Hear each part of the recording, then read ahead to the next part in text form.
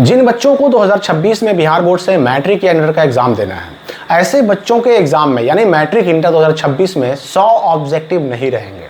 Objective प्रश्नों की संख्या घटा दी जाएगी, 60 रहेंगे, 70 रहेंगे। सब्जेक्टिव प्रश्न जो डबल रहते थे वो भी कम कर दिए जाएंगे। इस तरह की सूचनाएं, इस तरह की न्यूज आपने भी देखे होंगे, वीडियोज भी आपने देखे होंगे, मैंने स्वयं भी देखा है। पैटर्न को लेकर के, सिलेबस को लेकर के, किताबों को लेकर के जो तरह तरह की सूचनाएं आ रही हैं, र्यूमर्स आ रहे हैं, अफवाह आ रहे हैं, उनके बारे में ये वीडियो आपके लिए बड़ा इंपॉर्टेंट होने वाला है कि आखिर 2026 के मैट्रिक इंटर एग्जाम में क्या पैटर्न रहेगा, क्या सिलेबस रहेगा, कौन से किताबों से प्रश्न पूछे जाएंगे, जो पहले व्यवस्था थी वही रहेगी या फिर बदलाव सच में कर दिया गया है। देखिए, इसमें हम किताबों की भी बात करेंगे, पैटर्न की भी बात करेंगे, सिलेबस की भी बात करेंगे। पहली बात हम किताबों की करते हैं, तो जो बच्चे अभी 10 में हैं जिनको मैट्रिक एग्जाम देना है, या फिर जो बच्चे अभी 12 में हैं जिनको इंटर का एग्जाम 2026 में देना है, ऐसे बच्चे जो किताब पहले पढ़ते थे वही किताबें अभी भी उनको पढ़नी है। किताबें चेंज हुई हैं, लेकिन ना तो 10 का हुआ है ना तो 12 का हुआ है। नीचे के क्लासेस का 8वां क्लास तक कह सकते हैं हम, 8वीं कक्षा तक की किताबों में बदलाव हुए हैं, ये सूचना बिल्कुल सही है। लेकिन उससे ऊपर की किताबों को फिलहाल नहीं बदला गया है। तो मतलब साफ है कि जो किताबें पहले पढ़ते थे आप, जो चैप्टर्स पहले पढ़ते थे आप, वही आपको अभी भी पढ़ना है। सिलेबस जो आपको पहले था मैट्रिक का, इंटर का, वही सिलेबस आज भी आपका है। मतलब जितनी किताबों से और जितने चैप्टर से सवाल पहले पूछे जाते थे, इस साल भी सेम टू सेम वही है। अभी तक उसमें फिलहाल कोई बदलाव नहीं किया गया। अभी तक की जानकारी के हिसाब से कोई चेंजिंग नहीं किया गया, ना किताबों में ना ही सिलेबस में। ये तो आप समझ गए होंगे। अब हम बात करते हैं पैटर्न की। पैटर्न में क्या है मामला कि बिहार बोर्ड से जो मैट्रिक और इंटर का एग्जाम देते हैं बच्चे, ऐसे बच्चों के लिए जो ऑब्जेक्टिव प्रश्न होते हैं, जितने प्रश्नों का जवाब देना होता है, सवालों की संख्या उनसे दुगनी रहती है।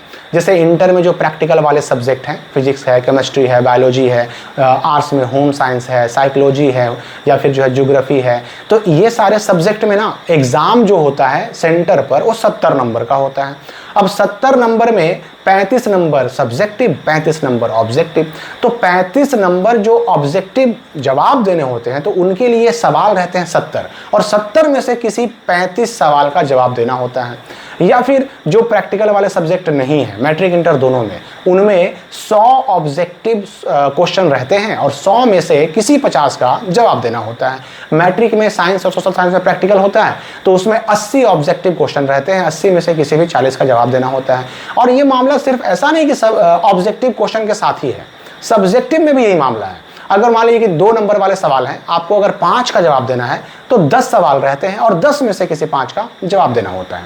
या फिर 4 नंबर के ही सवाल क्यों ना हो, अगर 4 नंबर के सवाल हैं, 3 सवालों का जवाब देना है, तो आपके सामने रहते हैं 6 क्वेश्चन और 6 में से किसी 3 का जवाब देना होता था। ये बदलाव किया गया कोरोना के टाइम पे, और क्योंकि कोरोना के टाइम में क्लासेस बंद थे, संस्थाएं बंद थी, स्कूल कॉलेज कोचिंग वगैरह बंद थे, तो बच्चों की सुविधा के लिए व्यवस्था लागू की गई। लेकिन इसका इम्पैक्ट, इसका असर बड़ा पॉजिटिव पड़ा। बिहार बोर्ड का जो रिजल्ट का परसेंटेज था काफ़ी हाइक हुआ, मतलब काफ़ी बढ़ोतरी हुई उसमें।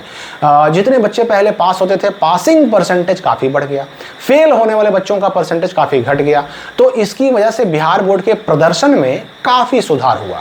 तो अब आप खुद सोचिए कि जिस व्यवस्था को लागू करने की वजह से इतना अच्छा सुधार हुआ, परसेंटेज बढ़ गए, पासिंग परसेंटेज में काफ़ी उछाल आया, उस व्यवस्था को बंद करने का कोई कारण फिलहाल तो नहीं है।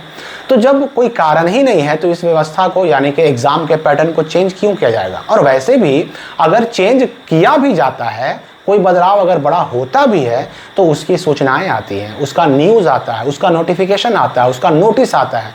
क्या आपने कभी पेपर में देखा ऐसा कुछ? कोई नोटिफिकेशन आपने ट्विटर पर या फिर इंस्टाग्राम पर, क्योंकि बिहार बोर्ड सब जगह डालता है, आपने कहीं देखा? कहीं नहीं देखा होगा। तो इतना बड़ा बदलाव होगा तो गुप चुप तरीके से तो नहीं होगा, छुप छुपा के तो नहीं होगा। उसके लिए घोषणा होगी, उसके नोटिफिकेशन आएगा, नोटिस आएगा, सूचनाएं आएंगी, न्यूज़ आएगा, पेपर में इसकी खबरें छपेंगी। ऐसे ही नहीं हो जाएगा, ठीक है।